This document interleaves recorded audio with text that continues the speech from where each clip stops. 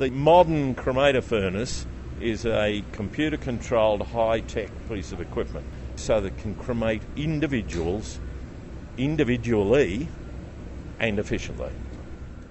I think in Canberra the proportion that choose cremation is around 75%, which is typical for the major metropolitan areas in Australia. After the service, either at another place or at our chapel, the body to be cremated is presented in a coffin or casket. Any external metal handles or fittings are removed because they don't go through the process.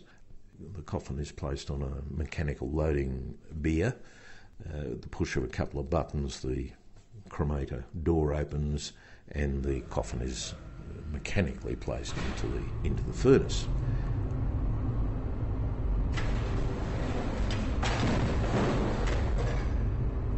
This all happens at a temperature of around 800 degrees Celsius inside the furnace. The body and the coffin and everything is reduced, and the whole process in the furnace takes about 75 minutes.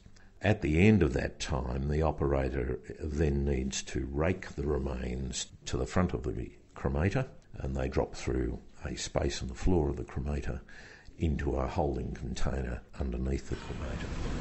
Once that's done, it closes the cremator, and the remains are retrieved in a tray. And when you see it, all that's left is skeletal remains, some of which you would recognise, parts of the skull, some vertebrae, some ribs. The remains can come through and be a bright pink or quite a bright green. And this is from different medications that they've been on before death. The crematorium operator then passes a portable magnet through the cremated remains, and it removes all the ferrous materials, all the iron-based materials that come through the process. And the vast majority of those come from the screws, nails, staples and those sorts of things used in constructing the coffin. The remains, after they've been cooled, are then processed in a machine that is a bit like a ball mill, and it reduces the remains to the consistency of a grey sand, you would call it. And all through the process, that nameplate stays with those remains until they come here. If one is familiar with, say, a tissue box, the vast majority of people, their remains fit into a container a little bit larger than that. But people of very small stature, less. Simple as that.